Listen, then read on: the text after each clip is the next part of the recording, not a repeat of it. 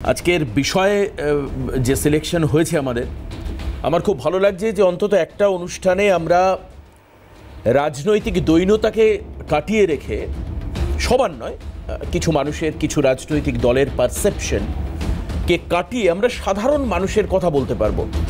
এটা আমার মনে হয় যে আমাদের ইউএসপি বার্ক কে দেখছে, সোশ্যাল মিডিয়ায় কে কত শেয়ার করছে, কমেন্ট করছে, তার থেকে অনেক বড় ব্যাপার একজন সংবাদ মাধ্যমের একজন প্রতিনিধি হিসাবে আমার কাছে যে আমরা মানুষের জন্য কি করতে পারছি। দেখুন, আমার কর্মজীবনের প্রায় 15 বছর অতিক্রান্ত হয়েছে এবং এতে দেখেছি যে বহু জায়গায় খুব সাধারণ মানুষ, মানে যারা একদম প্রান্তিক মানুষ, যাদের সত্যিকারের প্রয়োজন সরকারি আনুকূল্য, সরকারি অনুগ্রহ, সরকারি প্রকল্প, বাদ এগুলোই তো প্রান্তিক মানুষের জন্য তৈরি হয়, তাদের কাছে এই প্রকল্পগুলোর সুবিধেটা অনেকটা সোনার পাথর বাটির মতো। মানে কি অদ্ভুত দেখুন, যে মানুষগুলোর মাথায় রোদ পড়ছে, যে মানুষগুলো বর্ষায় জলে তাদের ভিটে ডুবে যাচ্ছে, সেই মানুষগুলোকে নিয়ে, তাদের এই সেন্টিমেন্টকে নিয়ে, তাদের এই দুর্বল মন মানসিকতা নিয়ে কিছু রাজনৈতিক দল কি অদ্ভুত প্রচ্ছন্ন রাজনীতি চালিয়ে আসছে এই বাংলায়। এটা অদ্ভুত খেলা, আবাসের খেলা, বিভিন্ন সরকারি প্রকল্প। আমি কোনো কেন্দ্রীয় প্রকল্প বা রাজ্য প্রকল্প বলে ব্যাপারটাকে সংকীর্ণ বা একটা রাজনৈতিক মেরুকরণ, পলিটিক্যাল পোলারাইজেশন আমি চাইব না, কিন্তু এটা তো বাস্তব যে এত ভুরি ভুরি প্রকল্প, হাজার হাজার কোটি টাকা লগ্নি এই প্রকল্পগুলোতে, কিন্তু যাদের পাওয়ার কথা তার একটা বড় অংশের মানুষ সেটা পাননি। এটা তো বাস্তব। আচ্ছা, আপনি বলুন যে আবাস যোজনা শুরু হয়েছে কতদিন ধরে, আপনি বলুন যে বিভিন্ন প্রান্তিক মানুষের কাছে পৌঁছানোর প্রকল্প শুরু হয়েছে বহুদিন থেকে, কিন্তু আজও কেন সিংহভাগ মানুষ সেই প্রকল্পের সুবিধে পান না? কেন পান না? তার কারণ কি কেন্দ্র রাজ্যে তুতু ম্যায়? আচ্ছা, হলো কেন্দ্র রাজ্য তুতু ম্যায়, দুটো রাজনৈতিক দল দু জায়গায় রয়েছে, তাদের মধ্যে নীতিগত আদর্শগত দূরত্ব থাকতেই পারে, পার্থক্য থাকতে পারে, লড়াই হতে পারে, কিন্তু এই মানুষগুলোর কি অপরাধ যারা আজও ওই, আপনি দেখতেই পাচ্ছেন ছবিগুলো দেখালে খুব ভালো লাগবে, যে একেবারে জরাজীর্ণ বাড়িতে থাকছেন, একাধিক ফাটলে জরাজীর্ণ বাড়ি, কাল সকালবেলায় বাড়ির দেওয়াল ঠিক থাকবে কিনা সন্দেহ, ছাদ থেকে রোদ ঢুকছে ঘরে, বর্ষার সময় সেই বাড়ির কি অবস্থা হয় সেটা খুব সহজে অনুমে। আমি পাশে কিছু ছবি আমাদের প্রতিনিধিরা রেখেছেন, আমাদের যারা চিত্র সাংবাদিক বিভিন্ন জেলার, তাদের বলেছিলাম তারা কিছু ছবি পাঠিয়েছেন, কিন্তু আমার এটা আজকের এই টেবিলে বসে স্থির বিশ্বাস যে এই সংখ্যাটার চাইতেও কয়েক গুণ বেশি সংখ্যা মানুষের যারা আবাসের এই ধরনের বাড়ি পান না। এটা এটা এটা বাস্তব, এটাই নির্মমতা বর্তমান পৃথিবীর। এই মানুষগুলোকে নিয়ে দিনের পর দিন রাজনীতি হচ্ছে, এদেরকে প্রতিবার ভোটের আগে মিথ্যে কথা বলে এদের ভোট চুরি করা হচ্ছে। আমি তো বলবো একে চুরি করা হচ্ছে। তবে আমি একটা গোপন সূত্রে জানতে পারলাম যে এবার নাকি তৃণমূলের ভোটের দুটো এজেন্ডা, এক হচ্ছে এপিক নাম্বার যেটা অলরেডি শুরু হয়েছে, আরেকটা হচ্ছে এই কেন্দ্রীয় বঞ্চনা। কেন্দ্রীয় বঞ্চনা কেন হচ্ছেন বাংলার মানুষ? কি জবাব দেবেন কেন্দ্র, আর কি জবাব দেবেন রাজ্য? আসুন, সংসদ ভবনেও তুমুল হইহট্টগোল, কেন্দ্রীয় বঞ্চনার অভিযোগ, তার জবাব দিয়েছেন অমিত শাহ। কি বলেছেন আগে সেটা একবার দেখে নিই, তারপর অবশ্যই আজকের বাস্তব মাটিতে দাঁড়িয়ে আমরা আলোচনা আসব এবং এই ধরনের গৃহহীন মানুষের আর্তকান্না আপনাদের সামনে তুলে ধরবার চেষ্টা করব, যাতে সম্বিত ফেরে, রাজনৈতিক নজর খোলে। দেখুন, বছর ঘুরলেই রাজ্য বিধানসভা নির্বাচন। এই আবহে কেন্দ্রীয় বঞ্চনাকে ইস্যু করে 26 বিধানসভা নির্বাচনের ঘুঁটি সাজাচ্ছে বাংলার শাসক দল, এমনটা খবর সূত্রে জানা গেছে। গত সোমবার সাংবাদিকদের সঙ্গে ঘরোয়া বৈঠক করেন তৃণমূলের সেকেন্ড ইন কমান্ড। সেই আলোচনায় 26 নির্বাচনে কেন্দ্রীয় বঞ্চনা এবং ভুয়ো এপিক কার্ড যে তৃণমূলের প্রধান ইস্যু হতে চলেছে তা স্পষ্ট করেছেন অভিষেক। খারাপ ফলের অন্যতম কারণ, কিন্তু ভুল থেকে শিক্ষা নেয় না বিজেপি। এখনো কোনো টাকা দেওয়া হয়নি।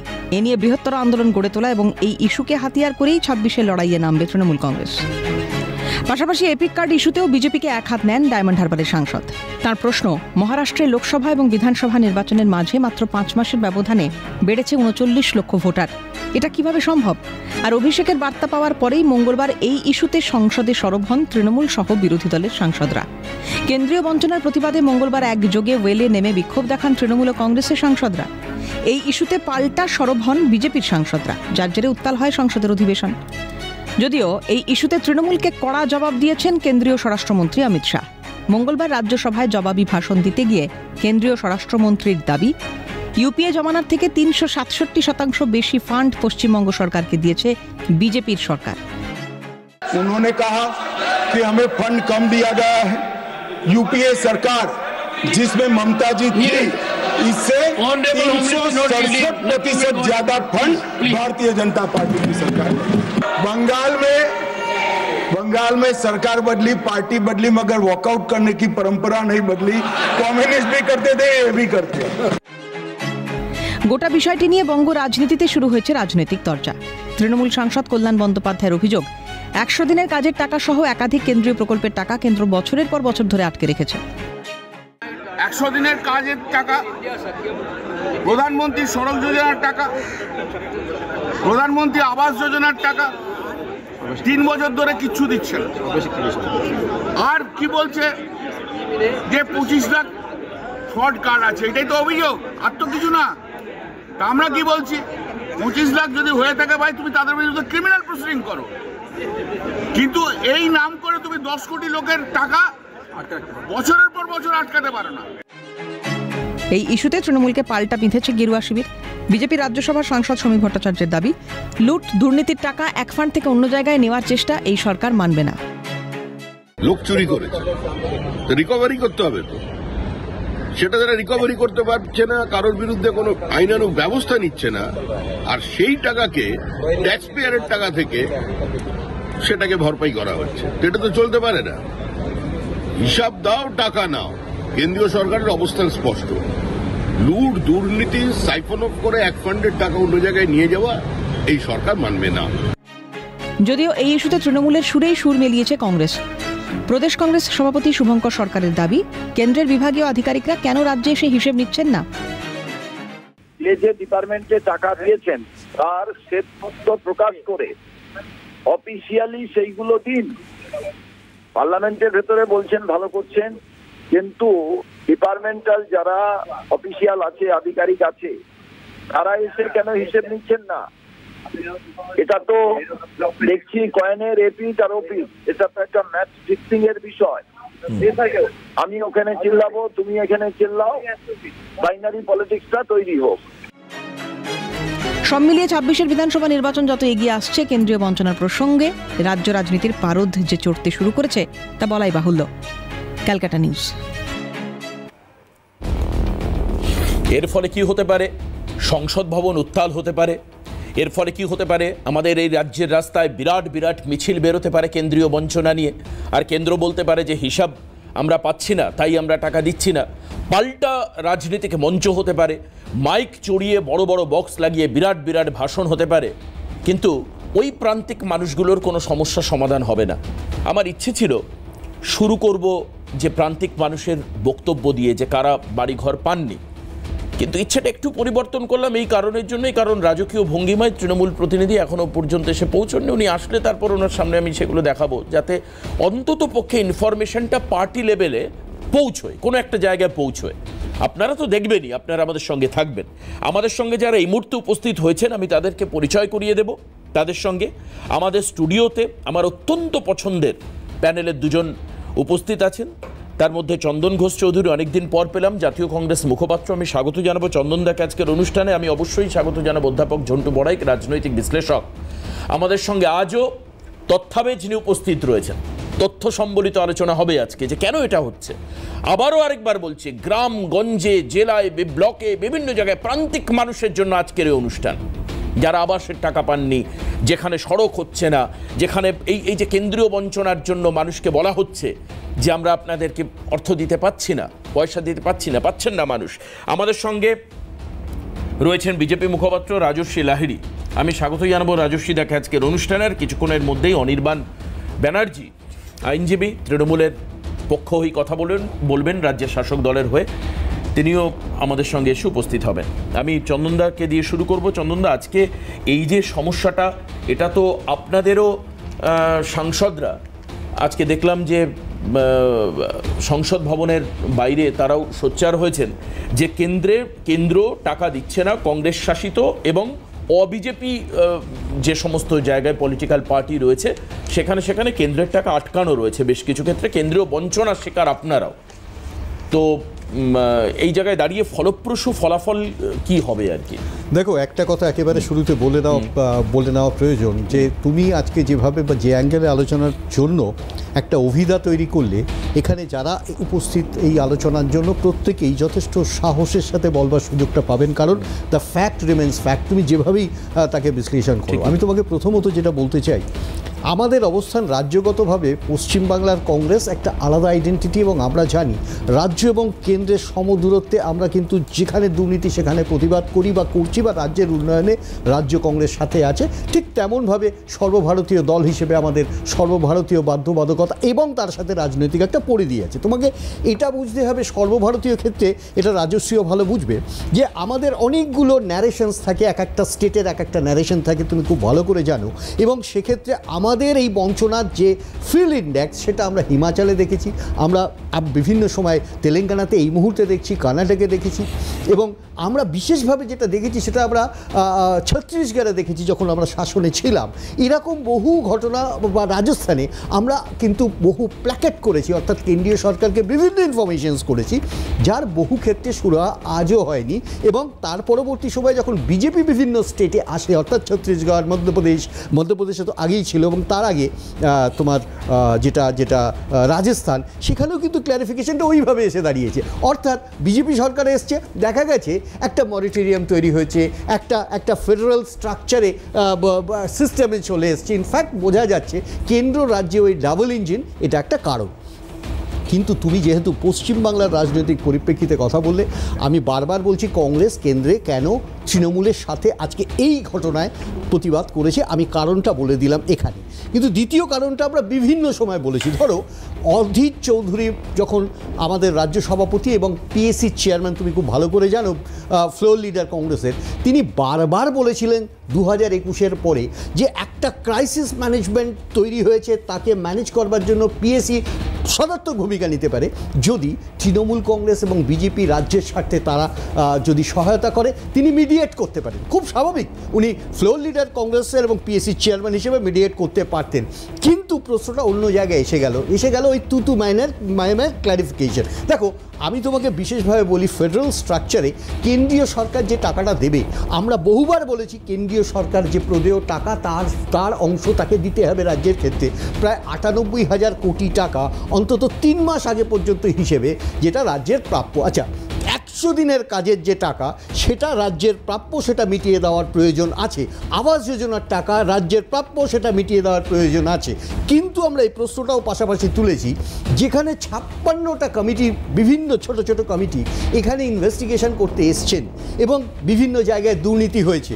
কতগুলো ক্ষেত্রে তৃণমূল কিন্তু স্বীকারও করেছে এই সরকার যে দুর্নীতি হয়েছে।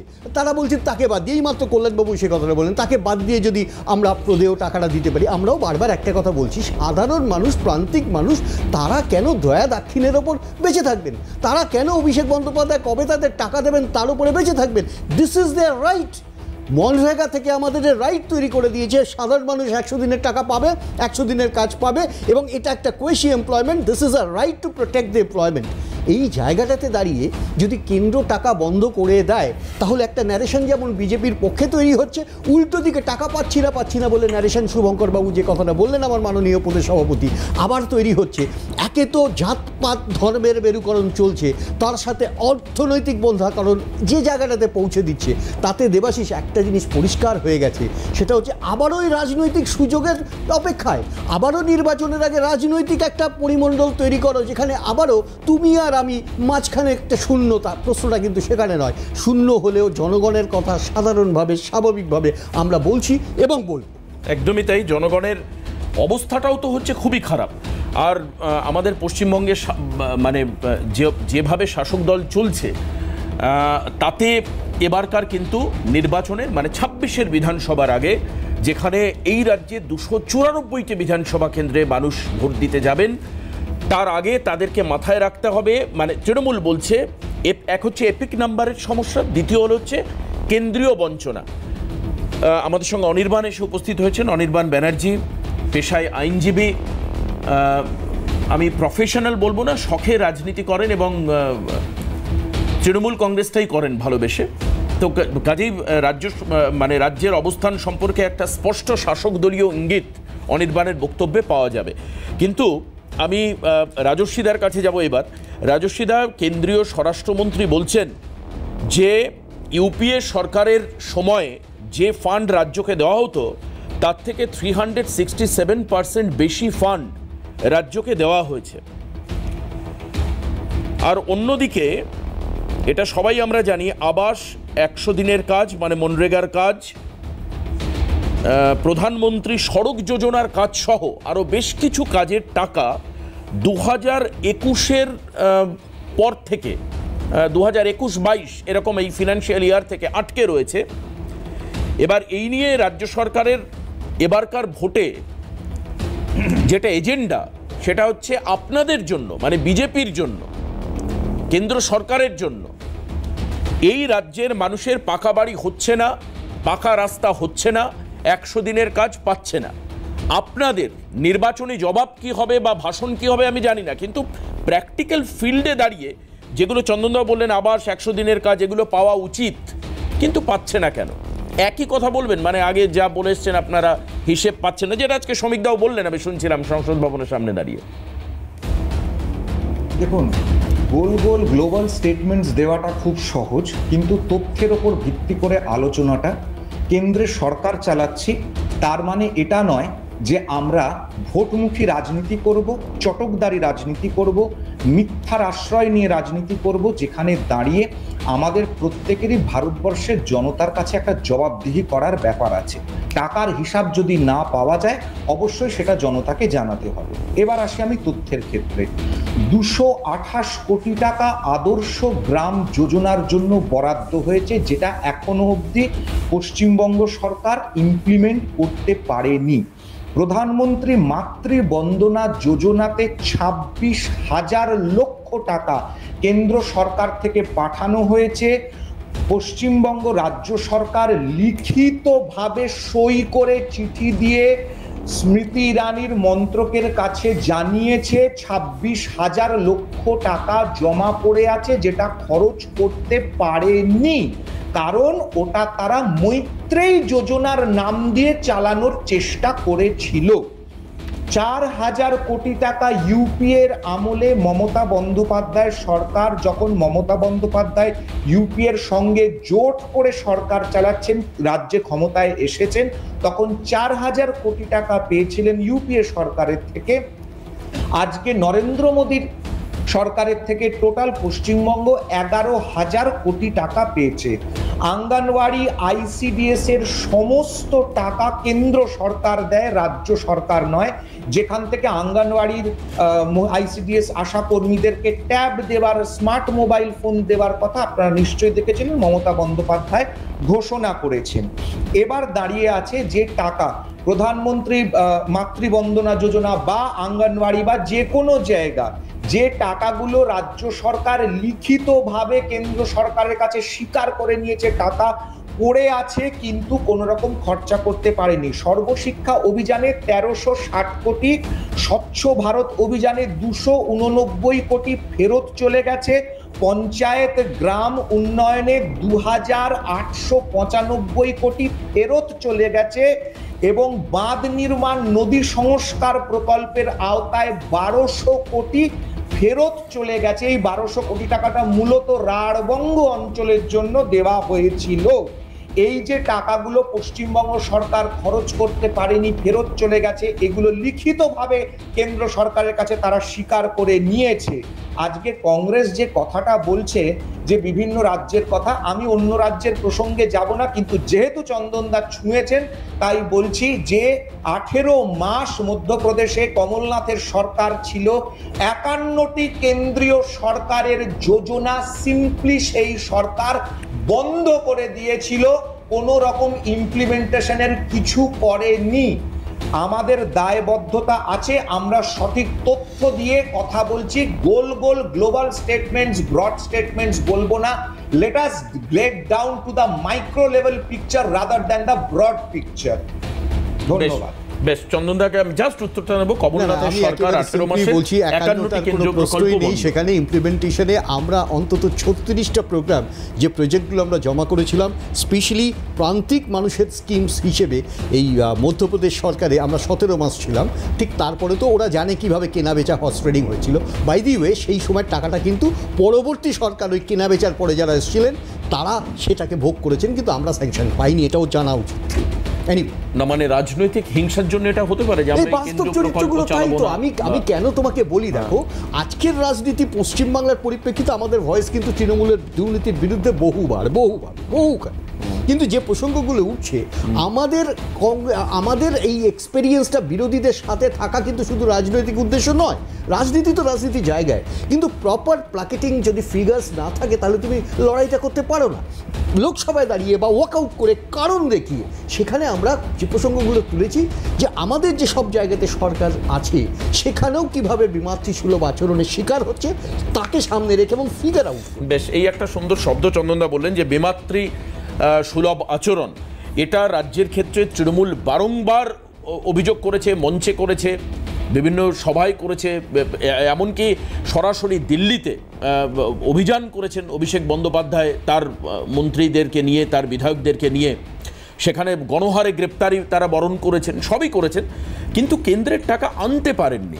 যদিও বা তার পরবর্তীকালে রেগে মেগে মঞ্চে দাঁড়িয়ে বলেছেন আমাদের কেন্দ্রের টাকা প্রয়োজন নেই। নির্বাচনের সময় কথা দিয়েছিলাম যে দিল্লির গোয়া দক্ষিণে আমরা বেঁচে নেই, কবে দিল্লি বাড়ির জন্য টাকা দেবে আর বাংলার মানুষ বাড়ির টাকা পাবে তার জন্য তৃণমূল কংগ্রেস অপেক্ষা করে নেই। এই বছর 31শে ডিসেম্বরের মধ্যে আবাস প্লাসের তালিকায় যাদের নাম রয়েছে আবাস আর আবাস প্লাসে সবাইকে বাড়ির টাকা আমাদের মামাটি মানুষের পশ্চিমবঙ্গ সরকার পৌঁছে দিচ্ছে।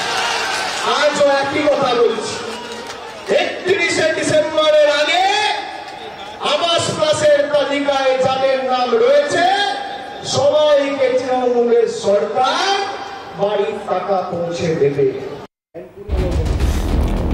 অনির্বাণ, এই যে 21/7/2024 মানে গত বছর শহীদ দিবসের দিন, তৃণমূল কংগ্রেস যেটা শহীদ দিবস বলে সেই শহীদ দিবসের দিন অভিষেক ঘোষণা করছেন যে কেন্দ্রের টাকা আমাদের আর প্রয়োজন নেই, রাজ্য আত্মনির্ভর এবং স্বনির্ভর, রাজ্য টাকা দিয়ে দেবে। আমি এটা ধরে নিলাম যে কথাটা উনি আবেগের বসে বলেছেন, বা মানে এই কথার যদি প্রেক্ষিতে আমি ধরি তাহলে যে রাজ্যের কেন্দ্রের টাকা প্রয়োজন নেই এই এস্টাবলিশমেন্ট হয়, এরপরেই পুরো ভোটের আন্দোলনটাই পুরো বৃথা। মানে তাহলে বলাই যায় না যে অভিষেক বন্দ্যোপাধ্যায় দলের সেনাপতি, সেকেন্ড ইন কমান্ড, তিনি মঞ্চে দাঁড়িয়ে বলছেন কেন্দ্রের টাকা আমাদের আর প্রয়োজন নেই, আমরা রাজ্য সরকার 31শে ডিসেম্বরের মধ্যে সমস্ত আবাসের টাকা দিয়ে দেবে। তারপর এরপর আর সেই অর্থে অফিসিয়ালি চাইতে পারো, কিন্তু পলিটিক্যাল মঞ্চে আবাসের টাকা কেন্দ্র দিচ্ছে না সেই কথা বলাটা মানে অনর্থক আমার যা মনে হয়। কিন্তু রাজস্বীদা যে স্ট্যাটিস্টিক্স দিচ্ছেন এখানে, যে 4000 কোটি টাকা দেওয়া হয়েছে ইউপিএর সময়, ইউপিএর আমলে, এখন যেটা বিজেপি দিচ্ছে 2014 থেকে আজকে 9 বছর 9.5 বছরে 11,000 কোটি টাকা পেয়েছে রাজ্য। এবার তার মধ্যে একাধিক জায়গায় রাজ্য টাকা খরচ করতে পারেনি, সেই জন্য সেই টাকা ফেরত গেছে। তার মধ্যে তিনি বাঁধ নির্মাণের রাঢ়বঙ্গের 1200 কোটি টাকা, 12,000 কোটি টাকার কথা বললেন, উনি 11,000 কোটি টাকার কথাও একটা বললেন, সর্বশিক্ষা যোজনা 1360 কোটি টাকা বললেন, 224 কোটি টাকা সড়কের ক্ষেত্রে বললেন, মাতৃবন্দনার ক্ষেত্রে 26,000 লক্ষ কি বললেন ফিগারটা আমি ঠিক বুঝলাম না, যাই হোক সেখানেও অনেক টাকা ফেরত গেছে বললেন। এই টাকাগুলো তোমরা কাজে লাগাতে পারছো না কেন? নাকি দিচ্ছ না মানুষকে, নাকি তৃণমূলের লোক বেছে বেছে দেবে? ওটা বোধ হয় মানে স্পোকেন মিস্টেক হয়ে গেছে। 26,000 লক্ষ মধ্যে 26,000, কারণ আমাদের এন্টায়ার ফিগারটাই হচ্ছে 101 লক্ষ কোটি টাকা, মানে ট্রিলিয়নে আছে না এখন। বেশ অনির্বাণ, আচ্ছা প্রথম কথা, ইউপিএ হোক বিজেপি সরকার হোক, এটা না তারা কেউ তারও 14 পুলিশের সম্পত্তি জমিয়ে রেখেছিল দিচ্ছে এমনটা নয়। ইউনিয়ন সরকারের যে কর কাঠামো সেইটা তারা সবটাই রাজ্য থেকে তুলে তারপর নানা পলিসি আছে, স্কিম আছে ইত্যাদি, সেগুলির মাধ্যমে তারা রাজ্যগুলিকে দেওয়ার কথা। কতটা দেয় না তাদের রাজনীতি আছে, দলীয় রাজনীতির পক্ষ বিপক্ষ ইত্যাদি, বায়াসনেস অনেক কিছু আছে, সেটা অন্য প্রশ্ন। কিন্তু এখানে মানুষকে যেটা জানতে হবে, মানুষ যেটা জানেনও, এটা তোমাদেরকেও জানতে হবে যে সবটাই আমাদের সাধারণ মানুষের টাকা, রাজ্যের টাকা, যেটা ইউনিয়ন সরকারের হাত ঘুরে আসে, এটা আমাদের সাংবিধানিক কাঠামো, এটা নিয়ে আমার অন্য কিছু বলার নেই। কিন্তু মূল জায়গাটা হলো এই যে আমরা দিলাম, এই যে বলে আমরা দিলাম, এটা ইউনিয়ন সরকার দিলাম নয়, আমরা তাদের দিয়েছি সুষ্ঠুভাবে বিতরণ করার জন্য। তারা আমাদের কোনো দয়া করছে না, দাক্ষিণ্য তো দেখাচ্ছেই না। দ্বিতীয় কথা, ইউপিএ আমলে যেটা 4,000 কোটি টাকা অ্যাডজাস্টেড ফর ইনফ্লেশন, আমি 11,000 কোটি এই এনডিএ বা বিজেপি আমলে যদি ধরেও নিই, সেটা আসলে কম। কারণ ইউপিএ যে সময় 4,000 কোটি টাকা দিচ্ছে, সেই সময় পেট্রোল, ডিজেল, রান্নার গ্যাস, তিনটে বেসিক পিলার, এই তিনটের দাম কত ছিল, আজকের তার দাম কত সেটা সাধারণ মানুষ দেখে নিন, আমি আলাদা করে বলবো না। সেই অ্যাডজাস্টেড ফর ইনফ্লেশন তারা আসলে টাকাটা অনেক কম দিচ্ছে। তৃতীয় কথা, তারা কত কম দিচ্ছে বেশি দিচ্ছে এটা পরের কথা। এখানে রাজর্ষি যে ফ্যাক্টস অ্যান্ড ফিগার্সগুলো দিল, আমি তর্কের খাতিরে ধরে নিলাম যে ইচ্ছাকৃতভাবে ভুল বলছে না, ঠিকই বলছে, আমি ধরে নিচ্ছি। সেগুলো হচ্ছে যে বিভিন্ন প্রকল্প বা স্কিমের যে টাকা পাঠানো হয়েছে সেটা খরচ করতে না পারা। আপনি যদি খোঁজ নিয়ে দেখেন, এটা ভয়ঙ্কর একটা অস্বাভাবিক ঘটনা, পৃথিবীর ইতিহাসে কোনো দিন হয়নি, এরকমটা নয়। প্রতিটি রাজ্যের সরকারের ক্ষেত্রে একাধিক এরকম প্রকল্প থাকে যেটাতে 100% টাকা সবসময় খরচ করা হয়ে ওঠে না। এটা সব রাজ্যের ক্ষেত্রে একইভাবে প্রযোজ্য। এখানে আলাদা করে কোনো রাজ্যর কিছু ক্ষেত্রে বেশি হতে পারে, কিছু কম হতে পারে। পশ্চিমবঙ্গের এই খরচ করতে না পারার যে স্ট্যাটিস্টিক, এটা নিয়ে পার্লামেন্টে একসময় প্রশ্ন হয়েছিল, আমার এই মুহূর্তে এক্সাক্ট খেয়াল পড়ছে না, কিন্তু তাতে এমন কোনো ফিগার উঠে আসেনি যে পশ্চিমবঙ্গকে আলাদা করে সিঙ্গেল আউট করা যায়। 2, 3 হচ্ছে গতকাল সংসদে বাপি হালদার, তৃণমূল কংগ্রেসের সাংসদ বাপি হালদার লিখিতভাবে যখন প্রশ্ন করেছিলেন যে এই 100 দিনের কাজের ক্ষেত্রে পশ্চিমবঙ্গকে কী টাকা দেওয়া হয়েছে, লিখিতভাবে তার প্রশ্নের উত্তরে বলা হয়েছে কোনো টাকা দেওয়া হয়নি। অথচ মন্ত্রী শিবরাজ সিং চৌহান তিনি বলছেন আমরা 7,000 কোটি টাকা দিয়েছি, যে কারণে তার আগেনস্টে স্বাধিকার ভঙ্গের নোটিশ আনা হয়েছে, সেটা অন্য প্রশ্ন। কিন্তু একজন মন্ত্রী লিখিত উত্তর দেওয়া হচ্ছে সংসদকে, যা তার উল্টো কথা তিনি সংসদে দাঁড়িয়ে বলছেন। এটা এতটাই তথ্য নিয়ে মিথ্যা কথা বলে যে নিজেদের মন্ত্রীকেও সঠিক তথ্য দিতে পারে না, যার ফলে উনি সংসদে দাঁড়িয়ে মিথ্যা কথা বলতে বাধ্য হন। আর একটা কথা মনে করি দিই, তুমি যে 2024 সালের ক্লিপটা অভিষেকবাবুর দেখালে, তারও বেশ কিছু মাস আগে তৎকালীন মন্ত্রী গিরিরাজ সিংহ তিনি মিডিয়ার সামনে বলেছিলেন যে আমি সিবিআই তদন্ত করিয়ে পশ্চিমবঙ্গের যারা 100 দিনের কাজ, গ্রামের আবাসের যোজনার টাকা ইত্যাদি যারা চুরি করে সবাইকে আমি জেলে পড়বো। আজ প্রায় 1.5 বছর হয়ে গেল, কোথায় সিবিআই তদন্ত? এফআইআর হয়েছে? এফআইআর টুকু করেনি। একজন মন্ত্রী প্রেসের সামনে বসে মিথ্যা কথা বলেছে যে আমি সিবিআই তদন্ত করাবো। আসলে সিবিআই তদন্ত করাবার মতো কিছু নেই, কারণ 200-র কাছাকাছি কেন্দ্রীয় টিম, পরিদর্শক দল তারা পাঠিয়েছেন, বিভিন্ন স্কিমের পরিদর্শনের জন্য পাঠিয়েছেন। তার একটা কোনো রিপোর্ট না তো প্রকাশ্যে এসছে, না তোমরা সূত্র মারফত জোগাড় করতে পেরেছো, না ইউনিয়ন সরকার সেটা পার্লামেন্টে প্লেস করে দেখিয়ে দিয়েছে এই দেখো পশ্চিমবঙ্গ সরকারের এইখানে এই এত বড় দুর্নীতি হয়েছে, ওই কারণে আমরা দিতে পারছি না। তারা কিন্তু ফ্যাক্ট দিয়ে, লজিক দিয়ে, নিজেদের কেন্দ্রীয় পরিদর্শক দলের রিপোর্ট দেখিয়ে এটা প্রমাণ করতে পারেননি। তৃতীয়ত, আমি ধরে নিচ্ছি যে পশ্চিমবঙ্গে দুর্নীতি ইত্যাদির কারণে আপনারা টাকা আটকাচ্ছেন। এখানে দুর্নীতির কারণে বা যে কোনো কারণে যারা কাজ করেছে তাদের টাকা আটকানো যায় না। MGNREGA অ্যাক্ট 2005, অর্থাৎ 100 দিনের যেটা কাজ, তার যে আইন ইউপিএ আমলে তৈরি হয়েছিল, সেটা এই কারণে তৈরি হয়েছিল যে সাধারণ মানুষ, যারা গরিব মানুষ, তারা কাজের এবং তাদের যে মজুরি তার নিশ্চয়তা পাবেন। অর্থাৎ যিনি কাজ করেছেন তুমি তার টাকা আটকাতে পারো না, at no pretext can you do that. সেই জায়গায় দাঁড়িয়ে জাস্ট এক লাইনে শেষ করছি, এই জায়গায় যে টাকা আটকানো হচ্ছে এটা স্রেফ পলিটিক্যাল মোটিভের কারণে। 2021-এর পর শুভেন্দু অধিকারী বলেছিলেন সরকারকে বলবো টাকা না দিতে, তারপর টাকা আটকেছে। যদি এদের কোনো রকম নিজেদের ইচ্ছা থাকতো যে আমরা এই কারণে আটকাবো, আগেই আটকাতে পারতো, অন্য কারণ দেখিয়ে আটকাতে পারতো। শুভেন্দুবাবু বলার পর আটকেছে এবং এখনো পর্যন্ত টাকা রিলিজ করছে না, কারণ তারা চায় বাঙালিকে পেটে মারতে, ভাতে মারতে। সেই জায়গায় রাজনৈতিকভাবে যেটা অভিষেক বন্দ্যোপাধ্যায় কমিট করেছিলেন, তৃণমূল কংগ্রেস সরকার সেটা করে দেখিয়েছে। মানুষ বিচার করবেন তারা কাকে সমর্থন করবেন। বা একাধিক তৃণমূলের মঞ্চ থেকে শোনা যায় যে শুভেন্দুকে নাকি বিজেপি গুরুত্ব দেয় না, শুভেন্দু এক ঘরে, কিন্তু টাকা আটকানোর ব্যাপারে শুভেন্দুর কথা কেন্দ্র শুনেছে। আচ্ছা একটা মিনিট, আমি তোমার কথার মাঝখানে কোনো কথা বলিনি, আমাকে প্রোগ্রামটা চালাতে দাও, ডিস্টার্ব করো না মাঝখানে।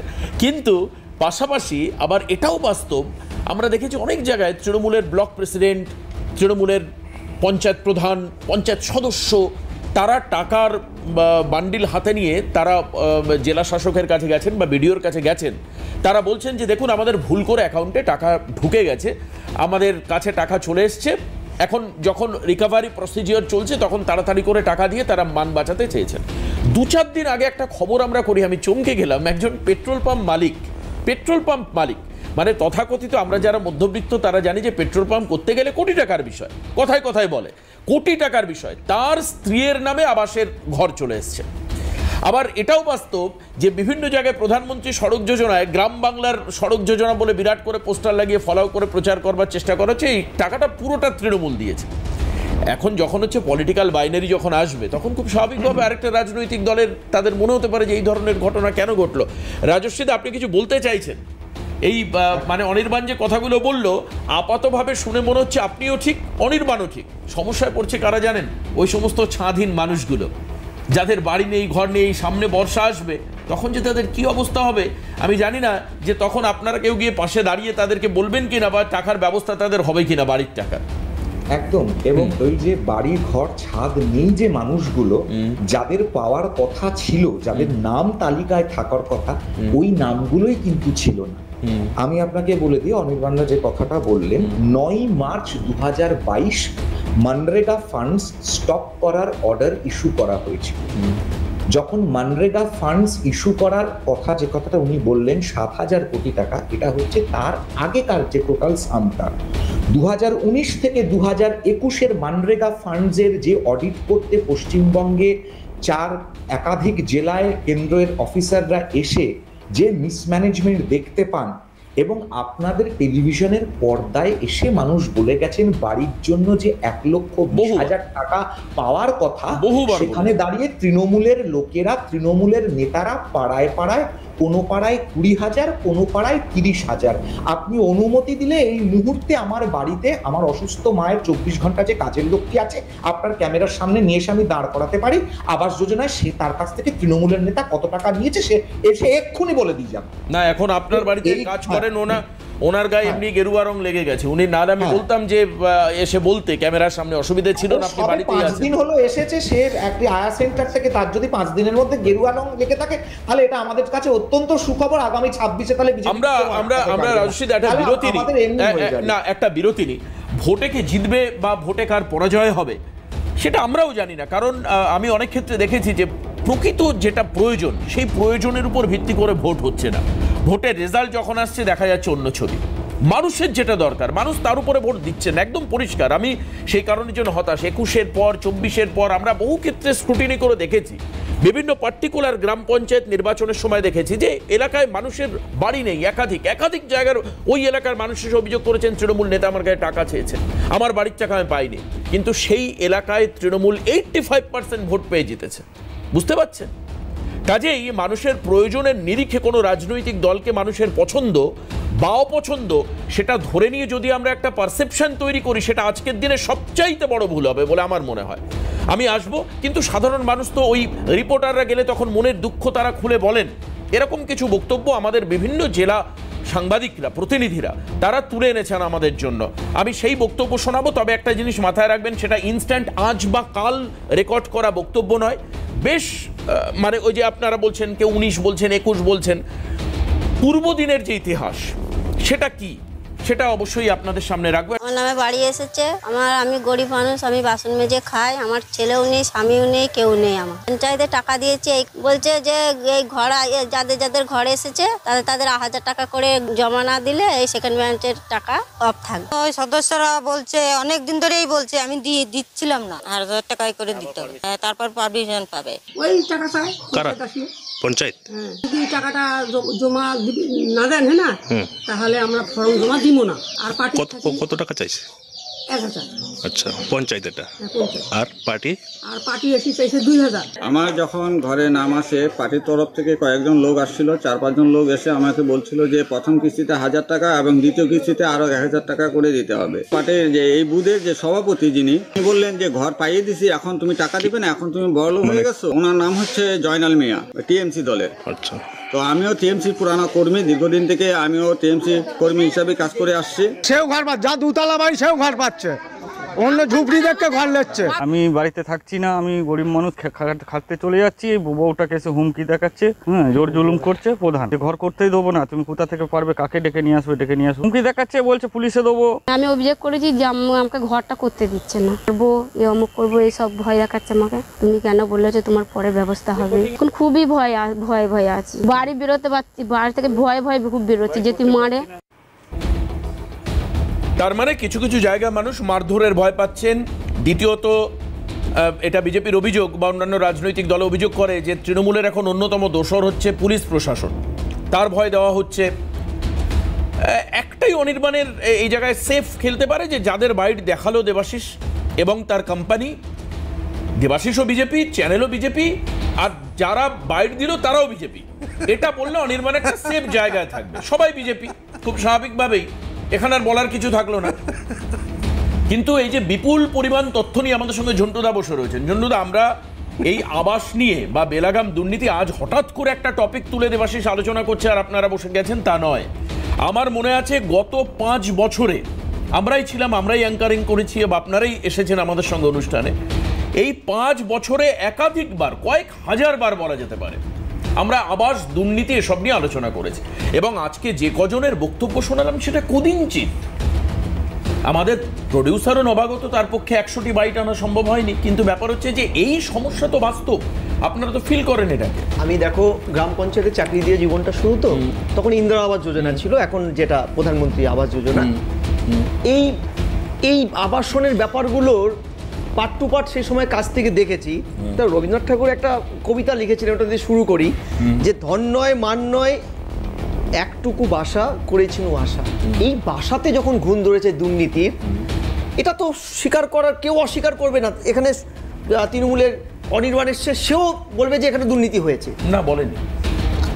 আনফরচুনেট, অন্তত আমি পরিষ্কার বলছি, রাজ্য সরকার স্বীকার করেছে, কেন্দ্রীয় যখন একাধিক তদন্তকারী শক্তি এসছে যে হ্যাঁ হয়েছে।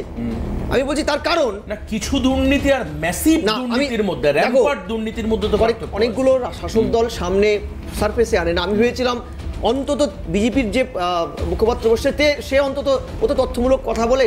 রাজশ্রী, 15টা জেলায় যখন ব্যাপক হারে দুর্নীতির অভিযোগ পেয়ে কেন্দ্রীয় টিম এসে গেলেন, তখন তোমরা জানো 4টে জেলা, মালদা, দার্জিলিং, হুগলি, পূর্ব বর্ধমান, 36% এমন নাম পাওয়া গেছে যাদের কোনো স্বাধীন অস্তিত্ব নেই বা তারা অযোগ্য। নাম কাটা গেছে শুধু নয়, ব্যাপক অর্থের একটা বড় অঙ্কের ফাইন হয়েছিল স্টেট গভর্নমেন্টের, তারা নিঃশব্দে দিয়ে দিয়েছে।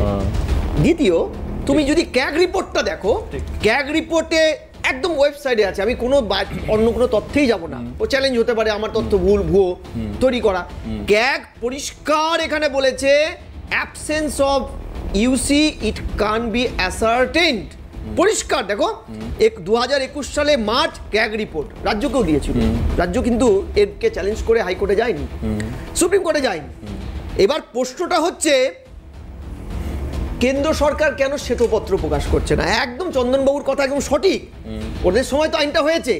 এই 100 দিনের কাজ, সামাজিক প্রকল্প, ইন্দিরা আবাস যোজনা, এগুলো ওদের সময় তৈরি, বামেদের সমর্থন নিয়ে এই ঐতিহাসিক কিছু ঘটনাগুলো হয়েছে। এবং আমরা আজও বিজেপির নেতৃত্বাধীন সরকার কিন্তু এগুলোকে ডিনাই করতে পারেনি, মনরেগা ফেরেগার মতো ইয়েতে। সেই আইনে তো স্পষ্ট বলা আছে যে কেন্দ্র যদি ডিপ্রাইভ করে, রাজ্য সুপ্রিম কোর্টে যেতে পারে। ভুরি ভুরি উদাহরণ আছে, কেরল, রাজস্থান গিয়েছে এবং জিতে এসছে। 131 নম্বর ধারাটায়, যেখানে তৃণমূল সরকার অভিষেক বা অন্য তাদের দলের নেতার বিরুদ্ধে কোনো রকম দুর্নীতির অভিযোগ আসলে, সকালে আসলে দুপুরে গিয়ে সুপ্রিম কোর্টে দ্বারস্থ হয়ে যায়, তাহলে আজ তারা গেল না কেন?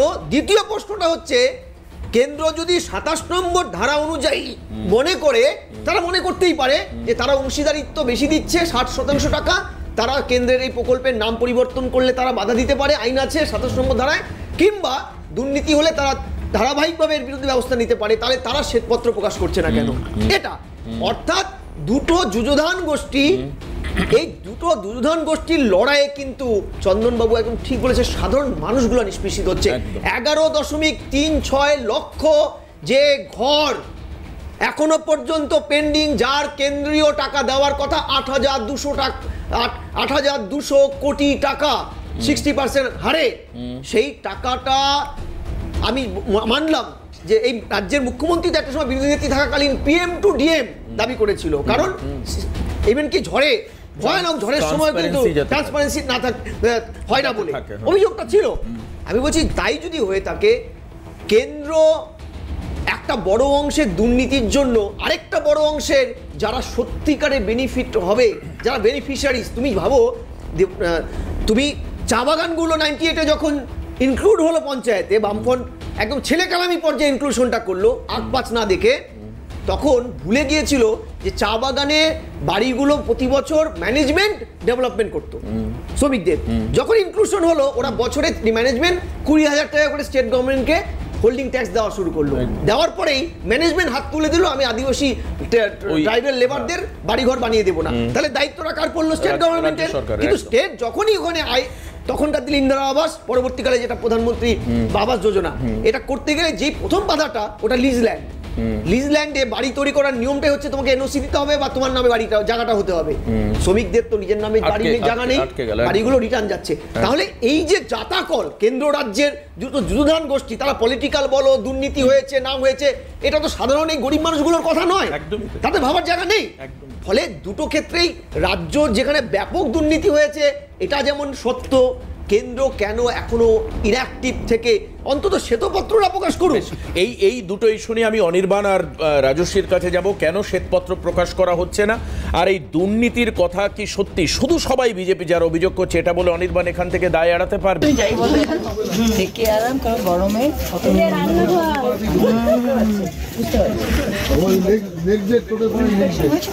তুই যাই বলে থেকে আরাম কারণ গরমে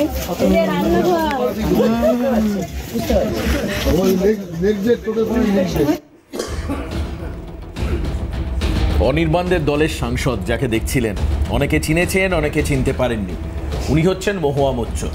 উনি যে বাড়িতে গেছেন সেই বাড়িটার ছবি আরেকবার যদি একটু দেখানো যায়, কারণ অনির্বাণ তখন চন্দনদার সঙ্গে আন্তর্জাতিক মানে সর্বভারতীয় রাজনীতি নিয়ে মনে হয় কথা বলছিল, কিছু উপদেশ নিচ্ছিল হয়তো চন্দনদা থেকে। দেখুন বাড়িটার অবস্থা দেখুন একবার। অনির্বাণকে আমি দেখতে বলি, কারণ আড্ডার ছলেও তো মানে বলতে পারেন তৃণমূল নেতাদেরকে যে না দেখুন সত্যি এটা বাস্তব সমস্যা।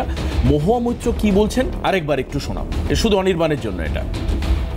তুই যাই বলে থেকে আরাম কারণ গরমে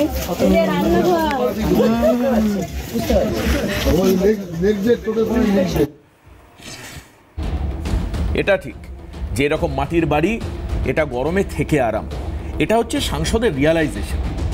তাহলে বলবেন যে বাহ খুব ভালো, ছাদ দিয়ে জল পড়ছে, এ তো শাওয়ারের মতো বর্ষাকালে একটু স্নান করলে খুব আরাম এতে। মানে এই যে পারসেপশন, এক একজন এই ভদ্রমহিলাই সাংবাদিকদের 2 পয়সা সাংবাদিক বলেছিলেন, তার মানে ওনাদের কাছে গরিবিটা একটা শখ, মানে মানুষের শখ যে গরমকালে মাটির বাড়িতে থেকে খুব আরাম। গরমকাল থাকে বছরের 3-4 মাস, আর বাদ বাকি 8 মাস। তার জন্য তৃণমূলের কি সিদ্ধান্ত? আমি অনির্বাণের কাছে যাবো। অনির্বাণ, রন্ধ্রে রন্ধ্রে দুর্নীতি, শুধু আমি দুর্নীতি বলবো, দুর্নীতি নয় তোমাদের প্রান্তিক লেভেলের লোক করছে, তুমি বলছো যে না দলের হায়ারার্কি এ বিষয়ে জানে না, দল তাদের বিরুদ্ধে ব্যবস্থা নেয় না, ছেড়ে দাও। কিন্তু আমার কথা হচ্ছে যে দলের একজন সাংসদ, তার যে ভাবনা, তার যে ধারণা তুমি দেখতেই পেলে। এবং আমি চট করে একবার দেখাই, পশ্চিম মেদিনীপুরে সেই ছবিটাও দেখাই। ক্ষীরপাইয়ের পেট্রোল পাম্পের মালিক তৃণমূল করেন খুব সম্ভবত, আমার কাছে যে ইনফরমেশন আছে, তার স্ত্রী পেয়েছেন হচ্ছে আবাসের ঘর। সেই ছবি যদি একবার দেখানো যায়, দেখুন এই হচ্ছে সেখানকার ছবি, এই যে আবাসের ঘর আপনারা দেখতে পাচ্ছেন। শুনুন কি হচ্ছে এখানে। তাকে বলবেন যে আমরা আসছিলাম, ঠিক আছে, যেন বাড়িটা শুরু করে। যেটা স্ত্রীর নামে, সেটা স্ত্রীর নামে ছোট একটু জায়গা আমি তাকে ডোনেট করি, মানে গিফট ডিড করি। সেই জায়গাতে আমার যেহেতু বাড়ির মাটির বাড়ি ছিল, বর্তমানে তাও নেই, আমি বোনের বাড়িতে থাকি, সেহেতু আমার স্ত্রী এখানে একটা আবাস যোজনার বাড়ি পেয়েছে, সেটি করা হয়েছে। কলকাতার বাসিন্দা আমি, কিন্তু আমার স্ত্রীর এখানে ভোটার কার্ড আছে, সব আছে, কারণ আমি সেখানে থাকতাম। আমার স্ত্রীরটা চেঞ্জ করা হয়নি, এখানেই আছে। মানুষ দেখছে যে পেট্রোল পাম্প, কিন্তু পেট্রোল পাম্পটা কী, কার, কী ধারা মানুষ জানে না। আমার যে ব্যাংকে কত টাকার লোন আছে আর আমি যে কি করে করেছি, সেই ঈশ্বর ছাড়া আর ব্যাংকের লোক ছাড়া কেউ।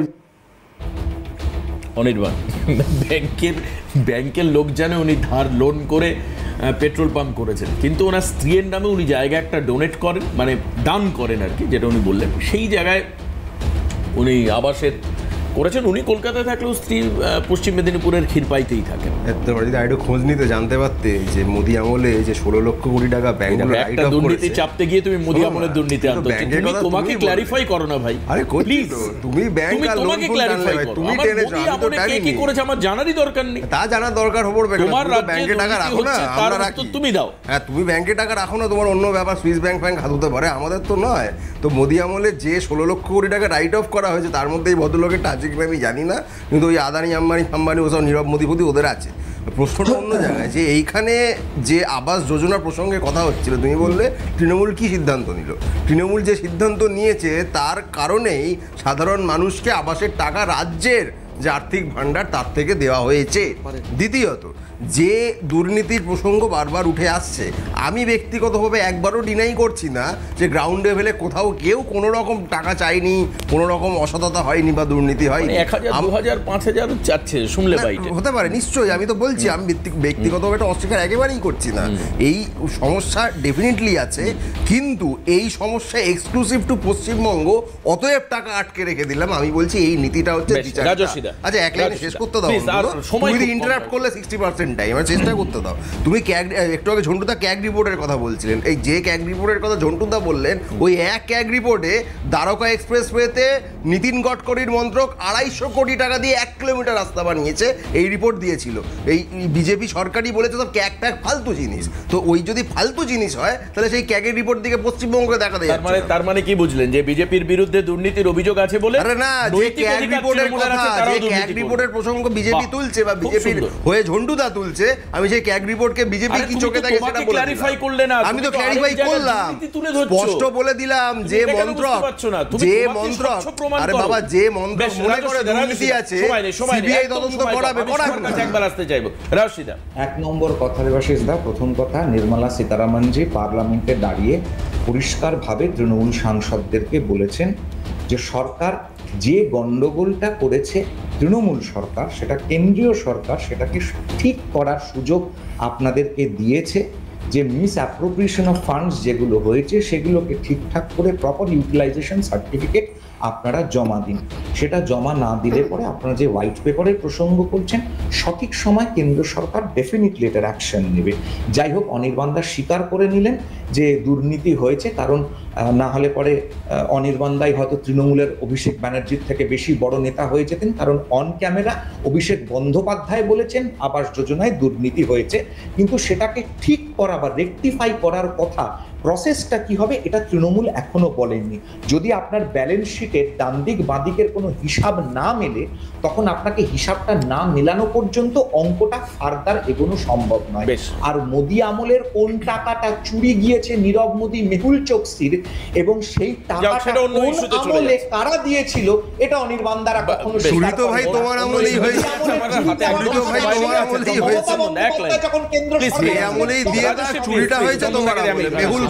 আমি জানো তো, আমি কয়েকটা পয়েন্ট আউট করবো এখানে, আমার বিশেষ কিছু বলার নেই, যেটা বলার এটা কেন্দ্র সরকারের রাজশ্রী এখানে অনির্বাণ আছে। কিন্তু আমি একটা কথা বলি, ধরো আমরা শুরু করেছিলাম, অমিত শাহজি একটা স্টেটমেন্ট দিয়েছিলেন 367 সম্ভবত, দ্যাট ইজ পার্সেন্ট, মানে 3.5 গুণ ধরে রাখো, 3.5 গুণ।